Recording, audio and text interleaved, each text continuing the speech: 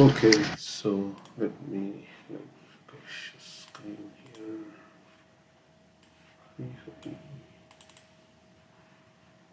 Hubby hubble. Okay. Yeah, I just will read the translation. O Lord Hari, when will I become a resident of Vrindavan? When, with my own eyes, will I see the great beauty of the divine couple? When will I renounce very comfortable sleeping arrangements and instead take rest on the ground of Raj? When will I renounce materially palatable foodstuffs and simply eat whatever I can obtain by begging in the land of Raj? When will I circumambulate the land of Raj, wandering from forest to forest? When becoming fatigued, will I stop to rest on the shore of the Yamuna? When will I find relief from the heat of midday by resting in the cooling shade of Vamshivat? When will I associate with the Vaishnavas in the groves of Vrindavan? Narottam Das renounces the materialistic way of life and says, when will I attain the perfection of spiritual life? So again, this is about his hankering to be in Vrindavan Dham and renouncing all of his materially comfortable situations like sleeping or eating nice foodstuffs, but being satisfied, with whatever is obtained by Krishna's mercy and just resting on the ground of Raj and circumambulating Govardhan Hill and all the forests.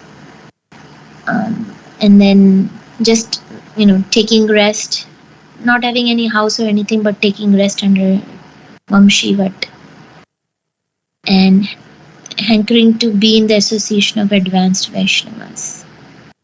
And when will I become perfect? When I will achieve that perfection in spiritual life? When will I become a pure devotee?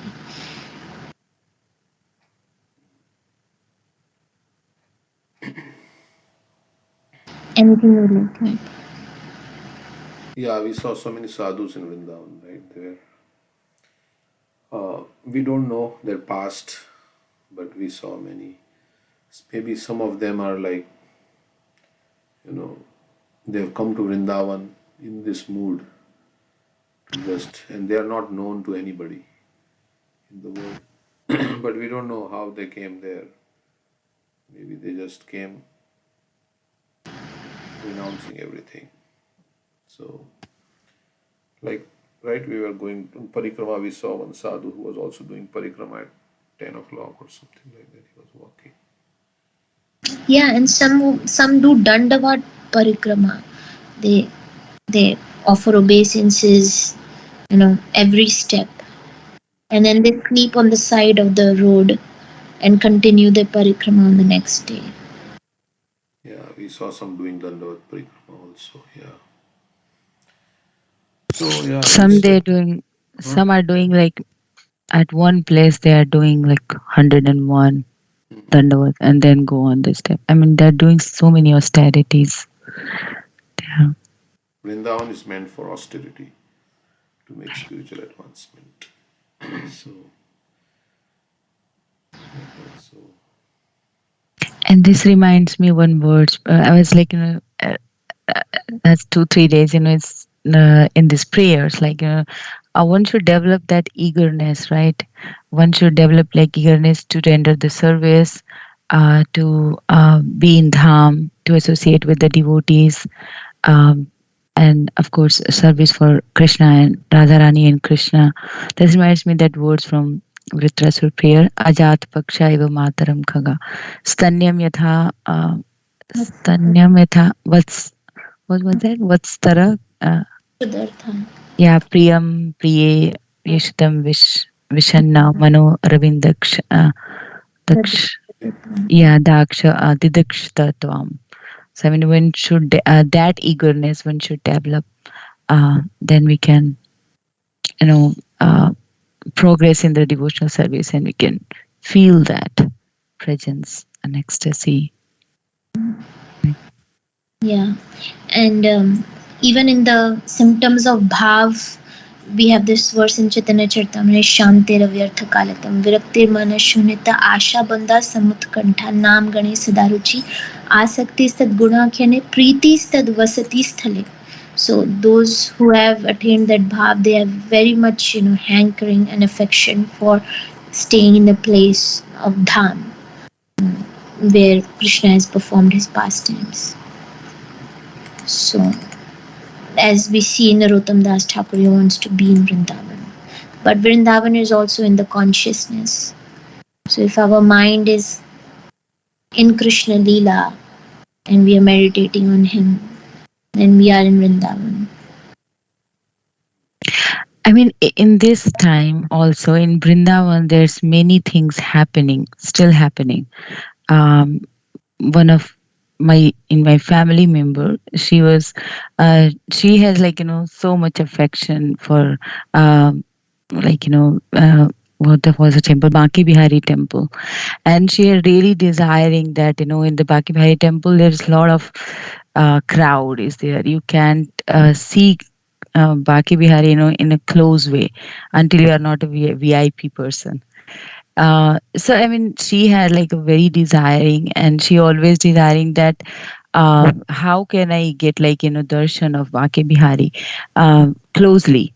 And one day what happened with her, she was like praying, and one day what happened, a person came to her, and instantly what happened, the crowd is going it's very limited crowd left there, and one person come to her and she said that, okay, I will take you, she's going outside the temple, and that person come and say that I will take you there, and you can take darshan. And she went with him, and she took like darshan. She got so many whatever she desiring. She desired to embrace the Lord, and that Goswami embraced that lady also. Or and she give like flowers, and then when she out, they both going outside the temple, and then suddenly she realized that, and she's doing everything, but she don't have any idea why I'm doing. I mean, how can person know what your desire is in your heart? And then she went to outside, and then that Swami or Goswami or Panditji, whatever, in the form of that, this miracle happens, and she suddenly realized that when she was alone and she's going outside, that person was in the temple, and she realized that, oh, how this person is knowing that about my desires. I really want to take darshan of Baki Vihari and closely. I want like flower from him and embrace him, and these things happens with me. And she immediately ran away, and I mean, she was searching for him and she couldn't find that person. So it's not like just this happens in this still in the Vrindavan. So in the Vrindavan, it's like that this is a land where if someone has this desire, Krishna, and it says that everybody was saying in the land of Vrindavan that if you have an intense desire, Krishna and Radha fulfills that in some way, somehow, and you don't even realize that. So Krishna is a drama, is an actor. Nobody can understand him.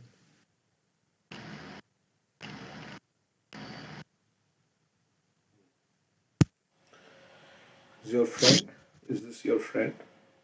No, she's not my friend. She's an old lady. I in family. Yeah. Okay. Anything else? Yeah, I would like to speak one pastime. This is about, in Brihad Bhagavatamrita, there are much more details given of Krishna leaving to Mathura from Vrindavan, and Krishna does that in Golok Vrindavan also. He does, separation with his devotees so that it enhances their love. There is more longing that develops, and love increases with separation. And then he comes back in Golok Vrindavan after some time. So I will, speak a little bit of that pastime every day. Is that okay, Prem? Sure, yeah, it'll be nice. Okay. And some portions from Srimad Bhagavatam as well. So, one day while Krishna was living in the town of Nandishwar, Akrura came on Kansa's order to take Krishna from Vraj to Mathura. If stones, logs, and other inert objects hear what happened in Vraj, they cry and shatter to pieces. So we can think that if our hearts don't melt and we don't cry hearing this pastime, then as Bhagavatam says that our heart is harder than stone, or it is steel framed. So there is one verse in Srimad Bhagavatam which says that certainly that heart is steel framed, which in spite of once chanting the holy name of the Lord with concentration does not change when ecstasy takes place, tears fill the eyes and the hairs stand on end. So the night the residents of Gokul heard the news that Akrura had arrived, they all lamented profusely in various ways. They cried and fainted again and again. Yashoda was terrified of wicked Kansa, hiding herself and hiding Krishna by keeping him covered with her cloth. She uttered special vows for his protection. So Yashoda was trying to hide Krishna under her sari and was offering some mantras, as she would do that whenever Krishna is leaving to the forest, she would chant some mantras for protection of Krishna. So she is doing that. When Nanda woke up in the morning, Akrura explained things to him, how wicked Kansa was, how Vasudev's life is in danger. But he reassured Nanda Maharaj that Krishna is capable of dealing with Kansa, so he doesn't need to worry. So Nanda, he had no choice but to let Krishna go to Mathura to set things right. And Nanda Maharaj, he convinced Yashoda, who was sobbing, and then he brought Krishna outside. So the gopis, they were watching helplessly all of this. As Nanda Maharaj was taking away the gopis' very life. And Krishna is the very life and soul of the gopis. And without shame, these gopis, they were crying out with agonized voices, "Alas, alas." Then Yashoda came outside and she was miserable, and wiping the torrents of tears from her eyes, she took her son's hand and placed it in the hand of Akrura, as if giving Krishna to him for safekeeping. So then she told Nanda Maharaj, "I place in your hand this son, more dear to me than life and wealth. Don't trust anyone. Just bring him back here to my side and return him to my hand." So she is telling Nanda Maharaj that I'm entrusting Krishna to you and bring him back. Having made that arrangement, the faithful wife Yashoda, so pained by the weight of love for her son that she fainted again and again, returned without Krishna to her lonely home. And a great lament then arose from the woman of Vraj. Seeing Krishna about to leave, the woman of Vraj now lost all hope. Even today, remembrance of that scene makes stones cry, trees shed tears, and lightning bolts shatter. All living beings are submerged in an ocean of grief if they don't at once give up their lives. The simple-hearted Yashoda told the ladies of Vraj all sorts of things, trying to console them. Nanda and Akrura will bring back Krishna, so there is no need to worry. So she was telling the gopis, but the gopis were feeling very much distress and anxiety. The minds of the gopis were immersed in a vast ocean of pain and sorrow. So they answered Yashoda with anger. They said, "O merciless woman, devoid of all sense, just see, you have offered your own calf into the hands of a tiger. This empty house is fit to burn down. How can you enter it alone?" So she's saying that, the gopis are saying to Yashoda, even a less intelligent animal like a cow would never willingly allow a tiger to take away her calf. How then could a Yashoda have offered her son to Kansa's servant? And after doing so, how could she have returned alone to her home, devoid of Krishna's presence? So condemning Yashoda and condemning Nanda Maharaj and others for not objecting and also cursing Akrura. And the gopis were saying that Akrura is very cruel and he should not have the name Akrura because the name Akrura means not cruel. So the gopis, cursing and all these people, Nanda, Yashoda, and Akrura, these gopis, they burst out of their homes, totally gone mad with distress. They rushed after Lord Krishna, calling out to him and crying pitifully. So I would want to read some verses from Bhagavatam from this section. Let me paste the link of what the gopis are saying. It's mentioned in Bhagavatam. So this is from verse number 13. We can read. So the gopis are saying, when the young gopis heard that Akrura had come to Vraj to take Krishna and Balram to the city, they became extremely distressed. Some gopis felt so pained at heart that their faces turned pale from their heavy breathing.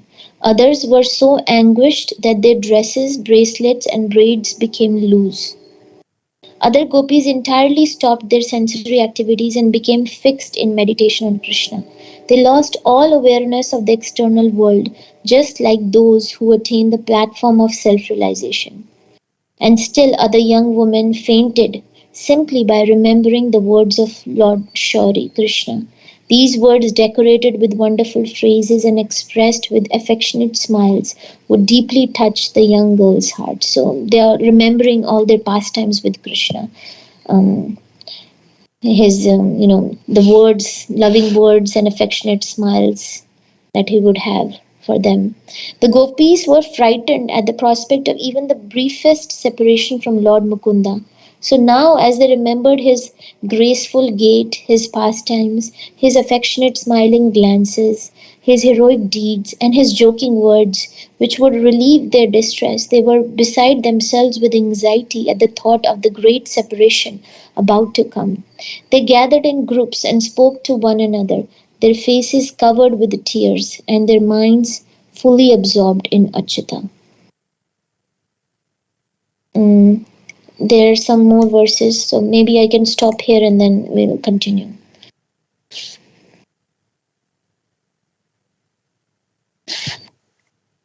So, gopis are not able to understand how Yashoda is willing to, have Krishna go. And then they have this intuition somehow that Krishna would not come back. And, a little bit of separation as we were discussing that verse of Ajat Paksha Iva Matarim Pagha. They cannot withstand that, even Nimisha. Yugayutam Nimishena Chakshusha Pravashaitam. Nimish means blinking of an eye, right? They curse Brahma, right? That you have created eyelids that we cannot see Krishna for the time that our eye blinks. They cannot withstand separation for even a nimisha. Then, now Krishna is leaving Vrindavan and he may never come back, and we can see the distress of the gopis. Even in the Gopi Gita, it's the same thing, right? They are remembering all their pastimes they had with Krishna and the loving glances and the confidential talks they had with Krishna. Yeah, in the further on the verses, sometimes they're going to condemn the providence. They're going to condemn even Krishna. They would say that you are a debauchee and lampard. How could you go? Although they love him, but they would say that you have you will find many girls in Mathura. You will forget us. We are simple women. Should we read ahead, or we can read tomorrow the rest of the verses? Want to read? We can read. Okay, so verse 20.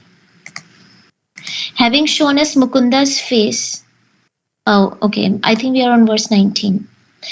The gopis said, "O Providence, you have no mercy. You bring embodied creatures together in friendship and love and then senselessly separate them before they fulfill their desires. This whimsical play of yours is like a child's game. So they're condemning providence. Having shown us Mukunda's face, framed by dark locks and beautified by his fine cheeks, raised nose, and gentle smiles, which eradicate all misery, you are now making that face invisible. This behavior of yours is not at all good. O Providence, though you come here with the name Akrura, you are indeed cruel, for like a fool you are taking away what you once gave us, those eyes with which we have seen, even in one feature of Lord Madhudvisha's form, the perfection of your entire creation. So you have given us eyes to see Krishna, but you are taking away Krishna. So you are very cruel, Providence, and you have come in the form of a Krura, who is very cruel. Alas, Nanda's son, who breaks loving friendships in a second, will not even look directly at us. Forcibly brought under his control, we abandoned our homes, relatives, children, and husbands just to serve him, but he's always looking for new lovers. So now they're condemning Krishna, saying that he can break loving friendships within a second. We gave up everything for him, our homes, our children and husbands, and came to him to, whenever he would call on his flute, we will drop everything. But he's always looking for new lovers. So, he's not feeling that distress. The dawn following this night will certainly be auspicious for the women of Mathura. All these hopes will now be fulfilled. All their hopes will now be fulfilled, for as Lord of Raj enters their city, they will be able to drink from his face the nectar of the smile emanating from the corners of his eyes. So they're saying that this is auspicious that Krishna is leaving for Mathura, for the women of Mathura, because they will be able to see Krishna and drink from his face the nectar of his smile. O Gopis, although our Mukunda is intelligent and very obedient to his parents, once he has fallen under the spell of the honey-sweet words of the woman of Mathura and been enchanted by their alluring, shy smiles, how will he ever return to us unsophisticated village girls? So once Krishna, comes across these women of Mathura who are very, advanced in the sense that, they know how to allure with their enchanting ways, alluring looks and shy smiles, then Krishna will become attracted to their honey sweet words, and they will forget us, and we are very unsophisticated as compared to the city girls. When the Dashras, Bhojas, Andakas, Vrishnis and Satvatas see the son of Devaki in Mathura, they will certainly enjoy a great festival for their eyes, as will all those who see him travelling along the road to the city. After all, he is a darling of the goddess of fortune and the reservoir of all transcendental qualities. And everybody, so they're saying everybody who sees him in Mathura, they will get attracted to his wonderful qualities, and it would be a great festival for their eyes. As Krishna is walking on the road, everybody will want to, be with him. So he who is doing this merciless deed should not be called a Krura. He is so extremely cruel that without even trying to console the sorrowful residents of Raj, he is taking away Krishna, who is more dear to us than life itself. Hard-hearted Krishna has already mounted the chariot, and now the foolish cowherds are hurrying after him in their bullock carts. Even the elders are saying nothing to stop him. Today fate is working against us. So Krishna is very hard-hearted. He's already mounted the chariot, and all these cowherd men are so foolish. They think that Krishna will return, and so they have no worries at all, and they are hurrying after the chariot. They are also going to Mathura, and no elder is stopping Krishna from going. Like we heard, Nanda Maharaj, Yashoda, and nobody was stopping. It was the gopis who were so much distressed. Let us directly approach Madhav and stop him from going. What can our family elders and other relatives do to us? Now that fate is separating us from Mukunda, our hearts are already wretched, for we cannot bear to give up his association even for a fraction of a second. So they are thinking that now if we run after Krishna or try to stop him, what it would look like to the family elders. They don't care. They have no shame at all. So they're saying that what will our family elders, we don't care what they think about us. We cannot bear a fraction of a second separation from Krishna. So let us go and stop him. When he brought us to the assembly of the ras dance, where we enjoyed his affectionate and charming smiles, his delightful secret talks, his playful glances, and his embraces, we passed many nights as if they were a single moment. O gopis, how can we possibly cross over the insurmountable darkness of his absence? So again, they are remembering the Ras Leela, which is the most, topmost pastime of the gopis and Krishna, and Krishna showed so much affection and charming smiles and secret talks, and they're remembering all of that, and how, one it was one night of Brahma, so long of a time that they danced. So they're remembering that how can we, let Krishna go. Of course, they have so much love for Krishna. How can we exist without Ananta's friend Krishna, who in the evening would return to Vraj in the company of cowherd boys, his hair and garland powdered with the dust raised by the cow's hooves? As he played his flute, he would captivate our minds with his smiling sidelong glances. So they're remembering the evening time when Krishna would return from the forest. So all day long, gopis are in separation from Krishna, waiting for him to return. And the evening, Krishna comes and returns, and he passes by from in front of the house of Radharani and gives all the gopis his sidelong glances, and that captivates their minds. So Shukdev Goswami said, after speaking these words, the ladies of Raj, who were so attached to Krishna, felt extremely agitated by the imminent separation from him. They forgot all shame and loudly cried out, O Govind, O Damodar, O Madhav. So this is the verse, Govind Damodar Madhaveti. This is the verse on which, Bilva Mangal Thakur's Govind Damodar Madhaveti is based on. Here the gopis are saying.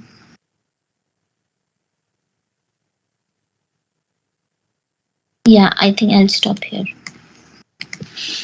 Okay, thank you for So sharing. this is known as Viraha Geet. So there are 5 Geets in the Canto 10, right? So there is Venu Geet, Viraha Geet, Brahmar Geet, and Yugal Geet, and what else? There's 5. Gopi Geet. Yes. So all these Geets are in separation, feeling separation from Krishna. So even Venu Geet and Yugal Geet is when Krishna has gone to the forest, and Brahmar Geet is Radharani seeing the bee, feeling separate once Krishna has gone to Mathura. Viraha Geet is Krishna is currently going to Mathura. So I think it was Sachinandan Maharaj was saying that this is the point where there is most separation, is the time when Krishna is leaving for Mathura. When Krishna has left, there is separation, but the time when he is leaving for Mathura, that's the most amount of separation. And we talked about previously the 4 stages of separation. So there is Purva Rag, Pravas, Prema, Vaichitya, and Man, where there is separation from Krishna. So Pravas is the stage of separation where Krishna is leaving for Mathura. And that's the most amount of bhav, and we need to develop that bhav for Krishna, the love in separation. So reading such pastimes, and we can pray to Radha and Krishna that we also develop this bhav. How gopis are feeling at this point. We also, Chaitanya Mahaprabhu was in that bhav always. He was crying as if he's separate. No, he's Radharani. He's in the mode of Radharani. Radharani separated from Krishna. And all the 6 Goswamis are also in that bhav, that they are separated from Radha and Krishna. Yes, Prabhuji. Thank you for sharing. Okay, so anything else I would like to say? Okay, we'll read.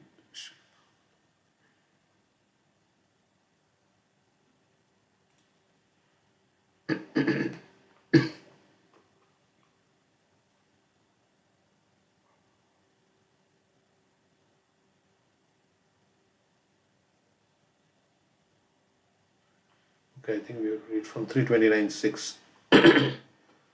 So Vidura and Maitreya are conversing, and this in the conversation, Devahuti is speaking to her son Kapila, and Maitreya is speaking to Vidura. Maitreya Uvacha Iti Matur Vachas Lakshanam. Let me read this. Pratinandya Mahamuni Abhabhase Kuru Shrestha Pritastam Karunarditaha. Sri Maitreya said, O best among the Kurus. So he's addressing Vidura. The great sage Kapila, moved by great compassion and pleased by the words of his glorious mother, spoke as follows. So she wants to become detached.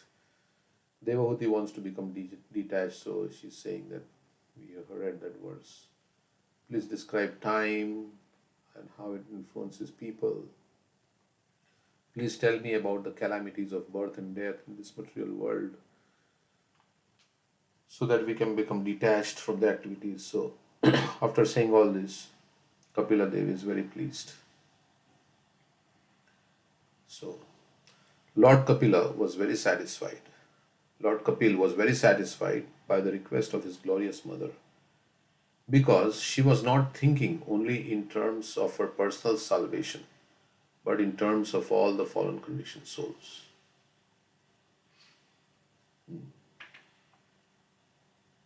Yeah, because previously she said that the conditioned souls are, you know, very fatigued in this material world without taking your shelter. They're sleeping. So, can you please? Yeah, she had compassion for others. So Prabhupada is saying that Kapila Dev was very pleased by this. Like Vasudev Dutt also was, Chaitanya Mahaprabhu was very pleased with Vasudev Dutt when he said, You give me the sufferings of everyone and let them be delivered and I will suffer for them. Chaitanya Mahaprabhu was very pleased with that. The Lord is always compassionate towards the fallen souls of this material world. Karuna Sindhu, Krishna is Karuna Sindhu. We are all fallen in this material world, but we are His children. So the Lord is very kind to His children, no matter how much they have ignored Him for so many lifetimes and turned away. Krishna is still, because as a father is always very compassionate to his child, eager to receive the child, even though the child might have strayed away. So,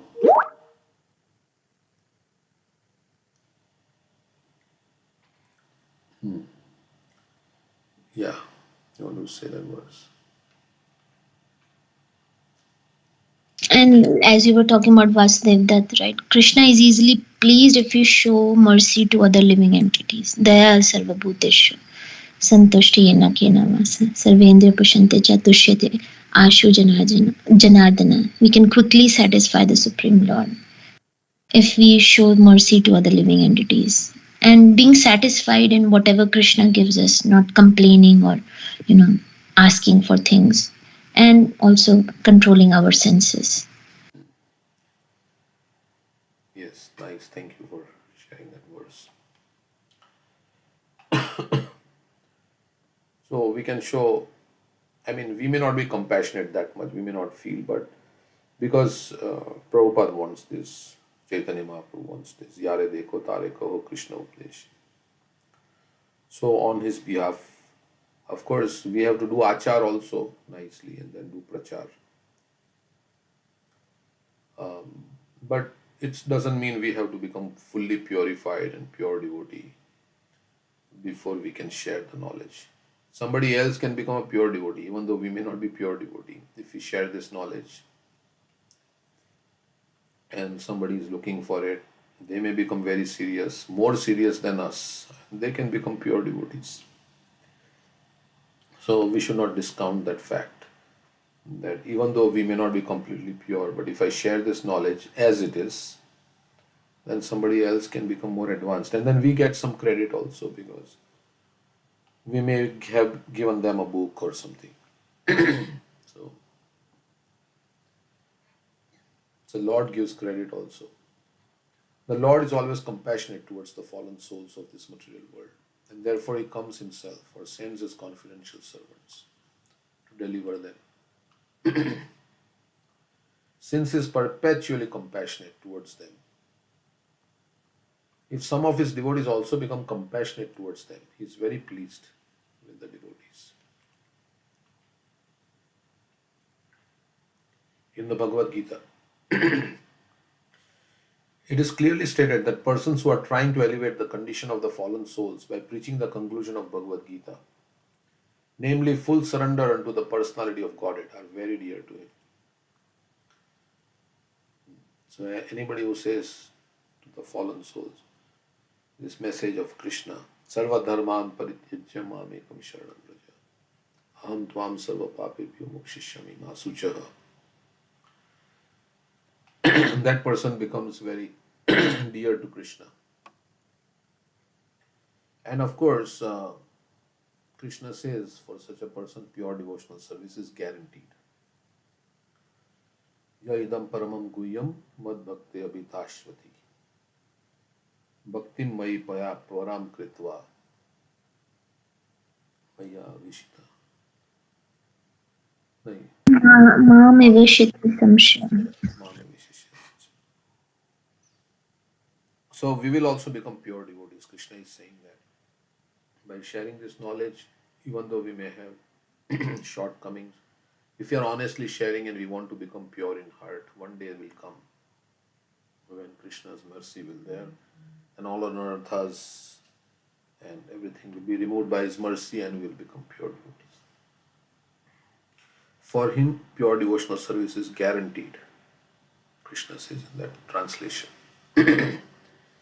Thus, when the Lord saw that His beloved mother was very compassionate towards the fallen souls, He was pleased and He also became compassionate towards her.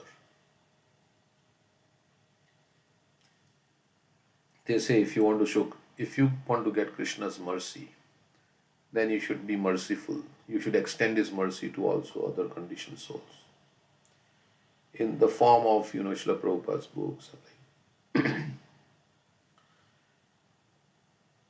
If you can't expect mercy, if you are not merciful to other living entities, because they are also like, if you are eating meat, then you can't expect Krishna's mercy. Of course, the pure devotees are more merciful than the Lord. And but when we harm other living entities, Krishna feels very sad. When we kill other living entities, Krishna, because for Krishna, they are all children of Krishna. So when we do violence or offend other living entities, Krishna feels very sad because they are also, He loves them also. Just like He loves me, He loves others. He is Samoham Sarva Bhuteshu. So that's why, this violence to other living entities will prevent us getting Krishna's mercy. Nivritta tarshe rupagiyamanat bhava ushat shotra manobhiramat ka uttama shloka gunanuvadat puman virajyeta vina pashugnat. So even otherwise, if we harm other living entities, because Krishna is well-wisher of all living entities, so devotee also has to be a well-wisher of all living entities. That's the quality of a devotee. Titikshava karunika surida sarvadehina ajata shaktrava shanta sadhava sadhu bhushana. Prabhupada signed his letter, "Your ever well-wisher." So the devotee always wishes well for everyone, all the jivas. And in an advanced state, even those who criticize, those who harm, he wishes well for them. So he has only love for all the living entities. Like we see in the case of Haridas Thakur, Prahlad Maharaj, Jesus Christ. Okay. Shri Bhagavan Vacha Bhakti Yoga Bahu Vidho Margir Bhamini Bhavyate Swabhava Guna Margena Pumsam bhavo vibhidyate. Lord Kapila, the personality of Godhead, replied, O noble lady, there are multifarious paths of devotional service in terms of different qualities of the executor. Different paths of devotional service. We'll see what Kapila Devi is saying. Pure devotional service in Krishna consciousness is one because in pure devotional service there is no demand from the devotee to be fulfilled by the Lord.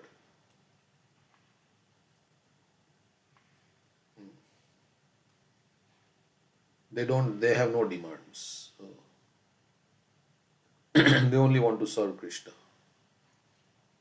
Of course, we may say, well, gopis are demanding Krishna not go. But that is to please Krishna. They are showing their love for Krishna by them. So, Krishna also feels pleased in the association of his pure devotees. So, this is Leela, just enacted to increase the affection of his devotees.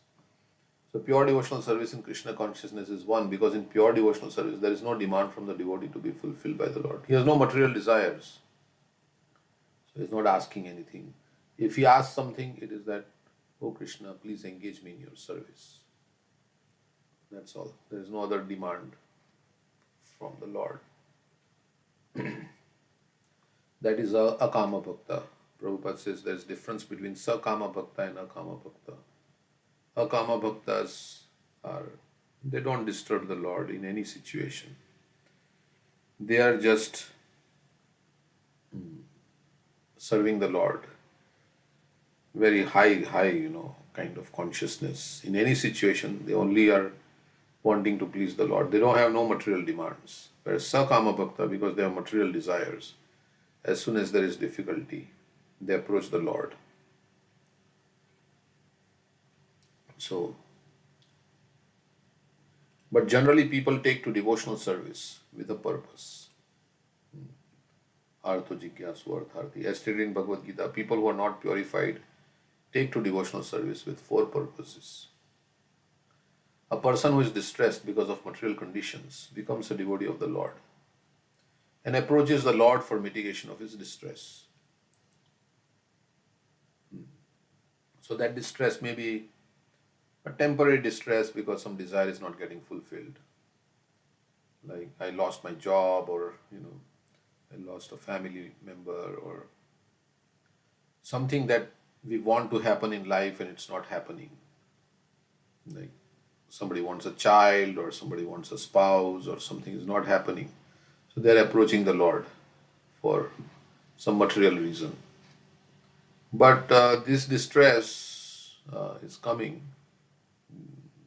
There is bigger distress. There is smaller distresses and there is bigger distress. Bigger distresses of birth, death, old age and disease. So, we generally approach the Lord for smaller distresses. But as it is said that if we want to approach the Lord, then we approach a king. We don't say, give me 25 paisa. Or that lady says, oh, put the load back on my shoulder. No, we say, Krishna, please give me relief from all the distresses of birth, death, old age and disease.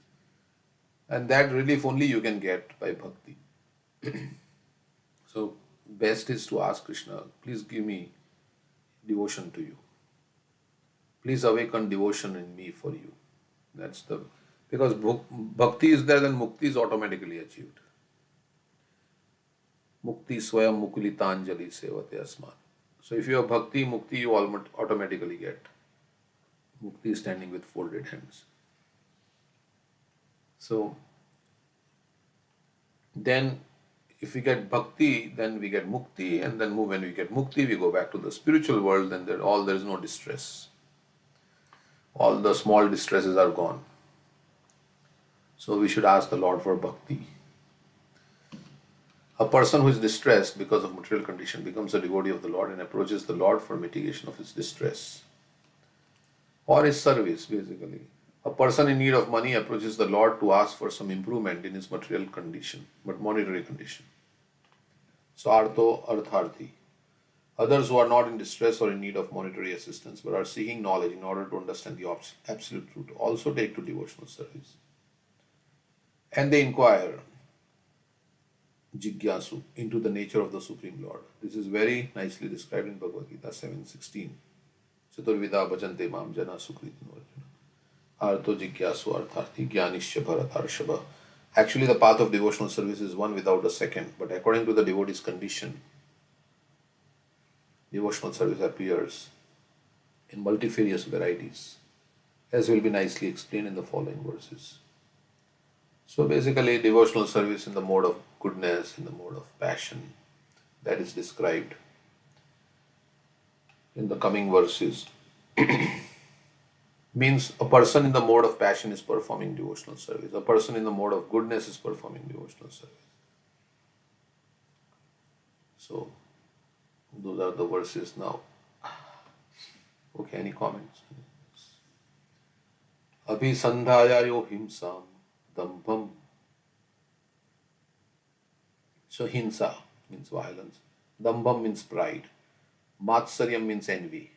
Dambham matsaryam evava. Sanrambhi. That is angry. Bhinna drig bhavam. Bhinna means separate. Drig is like drishti. One whose vision is separate, one who is proud, one who is envious. Violence. Mai kuryat satamasa. Devotional service executed by a person who is envious, proud, violent, and angry, and who is a separatist, is considered to be the mode of darkness.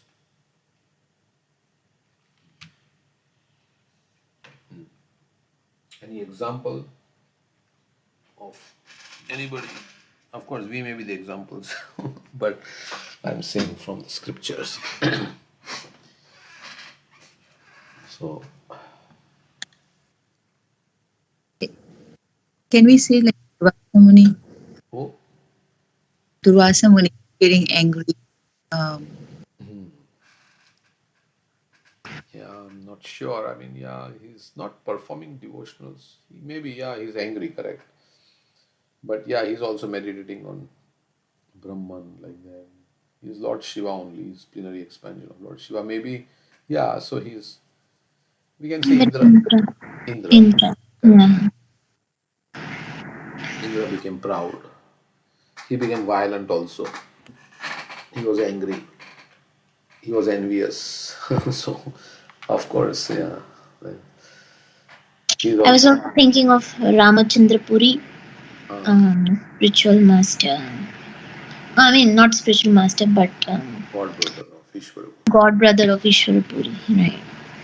He was finding faults with Chaitanya Mahaprabhu, always finding faults with devotees. Envious, getting angry. Criticizing. Yeah. So, we also may have enviousness, pride, and everything. We become angry. But we should recognize these anarthas and then continue doing devotional service, begging Krishna to remove the anarthas. And then, okay, become pure. Yeah. It has already been stated in Srimad Bhagavatam, first canto, second chapter, that the highest, most glorious religion is the attainment of causeless, unmotivated devotional service. Savai pumsam paro dharmo yato bhakti ahetukiya pratyataya atmasu prasidati. In pure devotional service, the only motive should be to please the Supreme Personality of. So Prabhupada came to give us pure devotional service. So, where we do devotional service only to please Krishna, that is pure. The only motive should be to please the Supreme Personality of Godhead. It is not to show to others. It is not for personal name and fame. It is not for any material benefit that I am doing this service, so Krishna should give me this. No, the only motive should be to please Supreme Personality of Godhead And it doesn't matter if we don't have any talent, nothing. Just we want to please, that's the main thing. Whether you have any assets, you have any talent, any education, desire can be independent of all material qualifications. So the desire should be pure.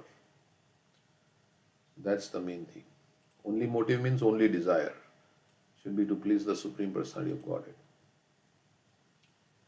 And it's the only desire, so it's anyabhilashita shunyam. That's why it's pure devotional service. This is not actually a motive. So you can say it is motivated. Yes, it is. But this motive, if you have only this motive, then it is pure devotional service, to please the Supreme Personality of Godhead. That is not actually a motive. That is the pure condition of the living entity. So somebody may say, well, that is also motive to please the Supreme Person. But that is actually our pure state. In the conditioned stage, when one engages in devotional service, he should follow the instruction of the bona fide spiritual master in full surrender. The spiritual master is the manifested representation of the Supreme Lord, because he receives and presents the instructions of the Lord as they are by disciplic succession. So, under the guidance of the spiritual masters, one should follow the instructions and surrender to those instructions, as Prabhupada did. And Prabhupada also gives so many instructions to us, and other gurus, our Shiksha gurus, Diksha gurus, they give instructions, so we should accept those instructions and try to follow them. The spiritual master, like Prabhupada says, of all the regulative principles, the spiritual master's order to chant 16 rounds is the most essential.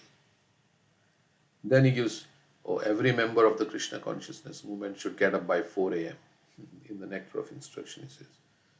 We should follow the regulative principles. Yesterday I pasted something from Prabhupada. He was saying, what did he say?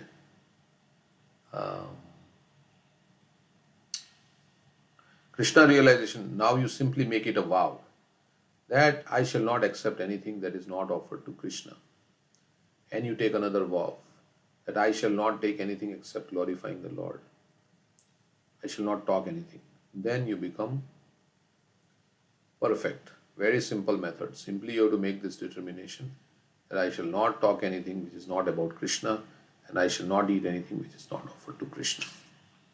So like that, if you follow that, then we are surrendering. So it is described in Bhagavad Gita. And surrendering to Krishna, giving up sense gratification, all this is surrendering. This is what Prabhupada wants us to do. So we may not be able to do everything all at one time. So at least take some instructions and follow them, and then try to follow more. So we have to, like that we can be progressive.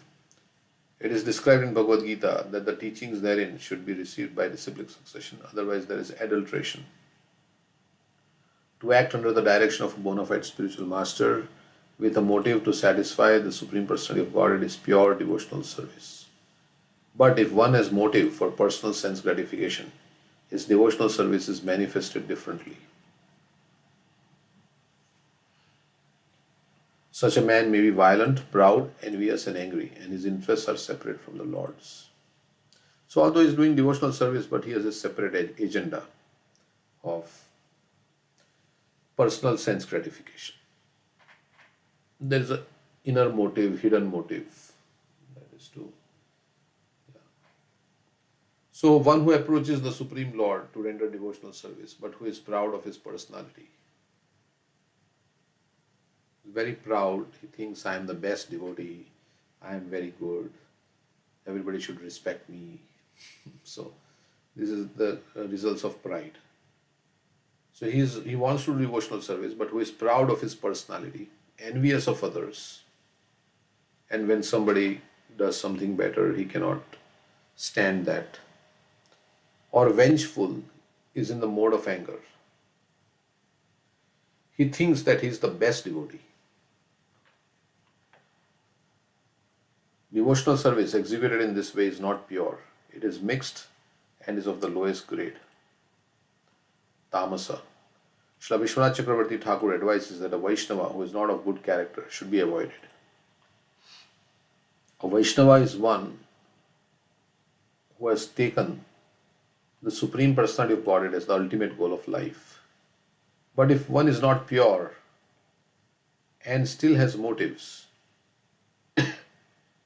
then is not a Vaishnava of the first order of good character. Prabhupada wants all the Vaishnavas to be pure devotees, or at least they are trying to purify, trying to become pure devotees by surrendering to Krishna, like following the path of pure devotional service.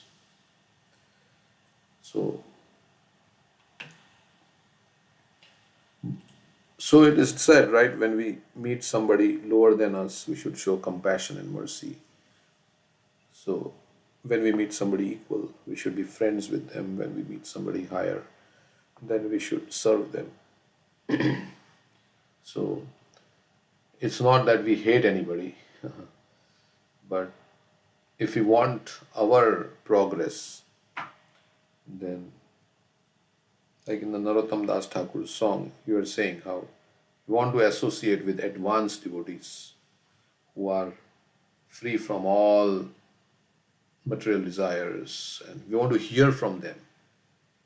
Those who are completely free from all material desires and who have surrendered their whole life to Krishna, including their wealth, their life, their words, everything.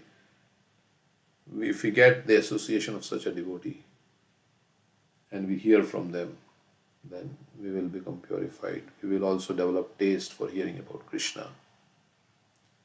In that verse it is described, by serving those devotees who are completely free from all vice. All vice means all anarthas. Great service is done. By such service one gains affinity for hearing the messages of Vasudeva. What verse is that? Shraddha Devakathariti Sanmatsela Vipra Punitirthanashina. Sushrushya Shraddhanasya Vasudeva Katharuchi. Syan Mahat Sevaya Vipra Punya Tirtha Nishevana. They are Punya Tirthas, they are like living places of pilgrimage. So now one such devotee, you may accept or not, but is coming to Cincinnati on July 21st. His name is Jana Nivas Prabhu. Jana Nivas Prabhu has been in Mayapur for 50 years, serving Radha Madhav. So, if you can do some service to such great souls, some service, then our good fortune opens up.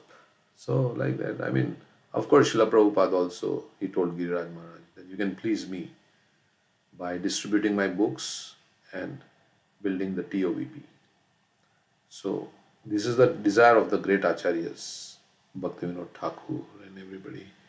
They wanted this. Nityananda Prabhu took Jiva Goswami on a tour of Govardhan and he talked about the Adbhut Mandir also.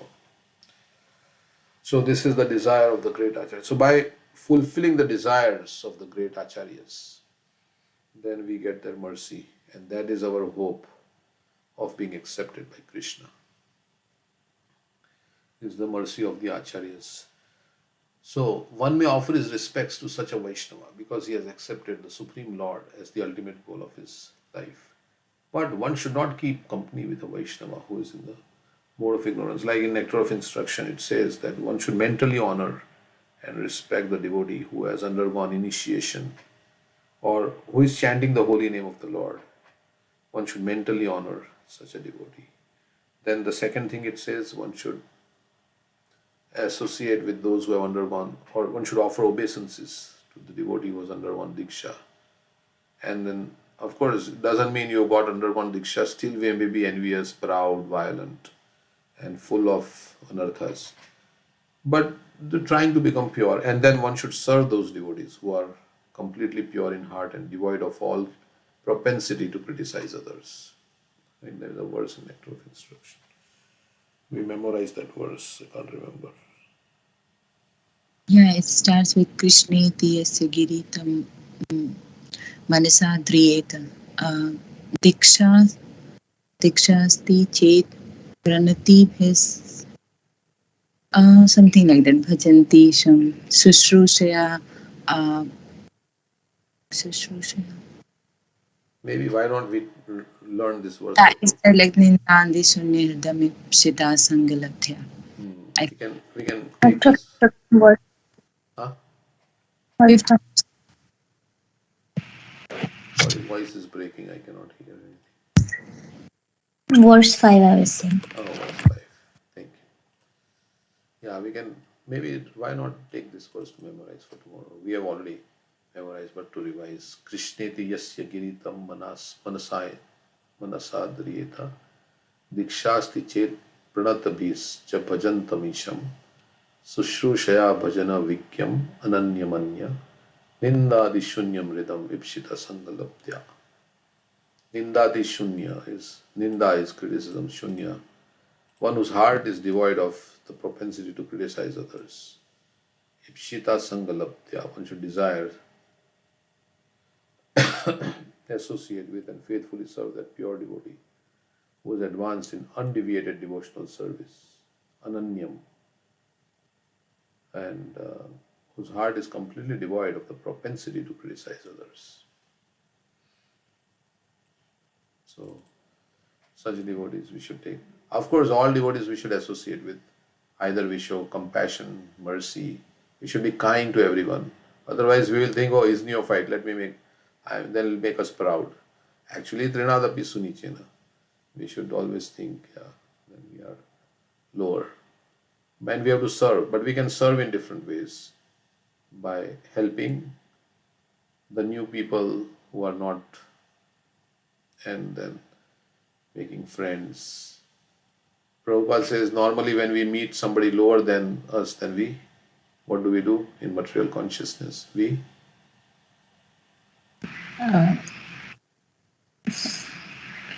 may condemn him, right? We may try to prove ourselves superior when we meet somebody equal, then We compete with him. we compete, we brag about our achievements, and when we meet somebody higher, then envious. we try to pull the person down. So no, he's not so advanced after all because he has this, whatever. So so like that. So instead of that, that's the instruction. Who gave to who? To be happy. That's Narad Muni to Dhruva Maharaj. But also, I mean, that Madhyamadhikari verse is there, right? Ishwaratada dineshu balasheshu dvashastucha prema maitri kripa upeksha yakaroti samadhyama. So Madhyamadhikari distinguishes different devotees, and he shows mercy to those who are new, ignorant, those, and balasheshu, those who are mercy to those who are balasheshu, Ishwar, and then love for the friendship with other devotees, but also for the envious, he maintains a distance from the envious because we don't want to harm ourselves, right? So coming in the association of those who are envious, and we ourselves don't feel good, so they keep a distance from them. There is somebody who are outrightly envious because they say, oh, we don't accept Krishna. They are atheists, they are envious of the Supreme Lord. So obviously those persons we have to and then there are others who come to devotional service, they are doing devotional service. Like this verse is talking about those who are doing devotional service, but they are envious. So that's, of course, everybody has envy in the heart to some degree or other, otherwise we won't be in this material world. We came because of our envy of Krishna. So but those who are envious and then they are criticizing, we don't want to hear the offenses. They also say like that. It's equivalent to hear offenses against devotees is equivalent to speaking those offenses against the devotees. So we should also not hear. The envious people will criticize and then like that. So, of course, but if you So, are in the management situation and if somebody is doing wrong and then you have to correct and yeah, you can, that is all done behind closed doors. Like Jainitai Prabhu was saying that in management meetings, whatever stays, whatever you discuss stays in the room, it doesn't go out. So, like that.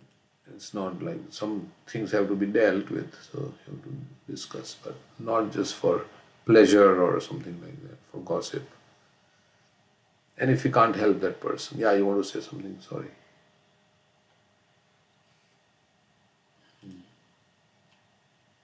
yeah, I was just saying, bro, like Chaitanya Mahaprabhu gives the instruction that Trinadapi Sunijena Tarorapi Sahishruna Amanina Mandena Kirtaniya Sadahari. So he said that like one should have to be in humble state of mind, thinking oneself like lower than straw in the street, right? And other is more tolerant, and we don't, you know, we are not expecting that someone going to give a respect. Instead we should give the respect. So if all four, which a humble state is also a very difficult to attain, more tolerance is also difficult, and also somewhere it's in subtle mind, it's like there's some offer, and someone offering respect, you feel, I mean, it's kind of good thing, feels like a pleasure. But the fourth one is, maybe out of all these four, three is more very much difficult to attain, but one thing is easy, we can give respect to each and every one. That is easy one. So in out of four, we should respect each and everyone, because everyone belongs to Krishna. Yes, you said that there's a distinction between the devotees level, whom you associate, whom you can more progress in the spiritual path. But yeah, I mean, we should respect each and everyone, instead of thinking that the stage where they are or where I am. Yeah, so we can also think after so many people, this person has come to Krishna.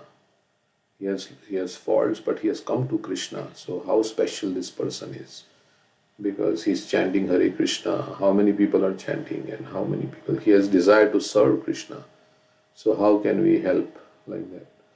So, like they say, right? Everybody who comes to temple is a guest of Radha Natbar. We should think, yes, they are correct. So we should feel, yeah, that everybody is special, because Krishna is, everybody renders, every jiva has a special relationship with Krishna, and only that jiva can satisfy Krishna in that particular relationship. So Krishna is missing every jiva, in so which I cannot substitute myself for any other jiva. So Krishna needs that special reciprocation from that jiva, that loving exchange with that jiva. So they are also special to Krishna. So in this way, we see everybody as part and parcel of Krishna, and then we are kind to everybody. Dayaya sarva bhuteshu. Okay. But yeah, for obvious reasons, if somebody is not, it is also said to preach, what is that? The offense to preach. Ninth offense is to instruct a faithless person about the glories of the holy name. So we don't want them to commit offenses, so we don't tell them anything. Okay, Vishayan. So next verse is, we'll just read one more verse and then stop. The mode of passion. Vishayan abhisandhaya yasha aishwaryam evava archadava archayed yomam prithak bhava sarajasa. That's why Prabhupada says those who are really devotees, they are gentlemen. Means they have all good qualities. So, and we are work in progress. So it'll take time. But the devotees are. The worship of deities in the temple by a separatist with a motive for material enjoyment. So there also it is separatist, here also it is separatist. It's common. Means he doesn't cooperate with other devotees, separatist, for pushing on Krishna. He thinks himself. So the worship of deities in the temple. That's why Prabhupada says your love for me will be, what is that? Love for me Will be shown how well you cooperate with each other. So cooperation is a big austerity in a Kali Yuga because everybody has false ego. And that's why it's very difficult to cooperate for a common cause, is to propagate Krishna consciousness. So Prabhupada was aware of this, that his spiritual master's movement broke apart because of this reason. And he was aware of this, so he was saying that, yeah, you should cooperate together. Even in the story of the Prachetas, right, they were meeting Lord Shiva, and Lord Shiva said, I am very pleased with you. Or who said? Lord Shiva said, or Krishna said, I am very pleased with you because of your loving dealings with one another. Like that, there is a verse like that. Correct? Yeah, it's correct. Yeah, Lord Krishna to the Prachetas. So when devotees, cooperate each other, they fight, then Krishna doesn't like. Just like a father, if he has 5 children and they are fighting amongst themselves, the father is very unhappy. Because he wants that, all the siblings should have cooperate. So, yeah, friendly relationship between devotees pleases Krishna. This is 438. Lord Vishnu is speaking. Let me pull up that verse. 4, 8.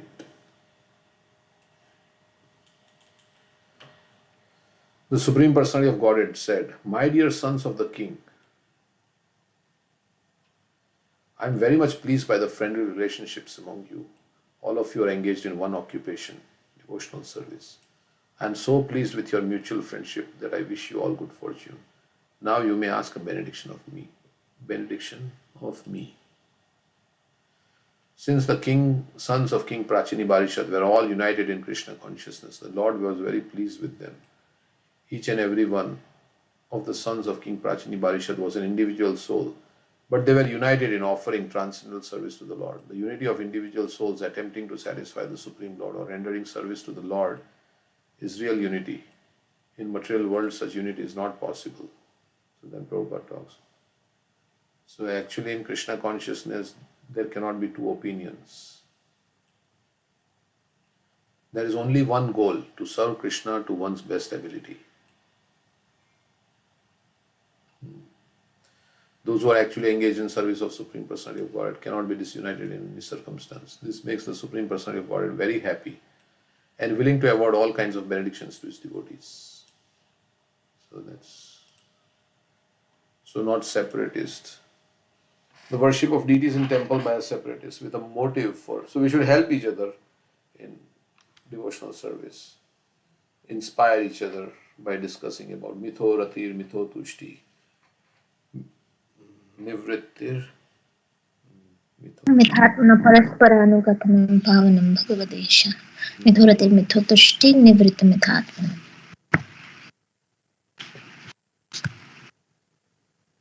Okay. With a motive for material enjoyment. So everybody has motive for personal material enjoyment, personal desires, then it will cause disunity because everybody will have their own agenda of putting themselves in the center. Then there will be disunity. Fame and opulence is devotion in the mode of passion. So, want yasha. We are doing worship of Krishna, but with the desire for name and fame. So, or opulence, which is also like wealth. So the word Kamini and Pratishta. Kanakamini Pratishta. Nice. The word separatist, Pratishta is fame. Kamini means it represents the opposite gender. It also means anything, all the lusty desires, basically for enjoyment, pudding, and Kanaka means gold. So the word separatist must be understood carefully. The Sanskrit words in this connection are Bhinnadrik and Prithak Bhava. Bhinnadrik, Drik means drishti, one whose vision is separate. He thinks like. Actually, Prabhupada wanted to cooperate with Gaudiya Math, but somebody may say, well, Prabhupada himself established, but there was fighting and he had to establish another society because otherwise he didn't want to create a separate mission from his spiritual masters. But it fell apart because of fighting. Prithak Bhava. Okay, why don't we read this? It's 8:30. We can read this tomorrow. The purport of devotional service in mode of passion. It's 8:30 already. Thank you very much for your association. And we'll see you. Hare Krishna. Thank you. Thank you, Prabhuji. Hare Krishna. Hare Krishna.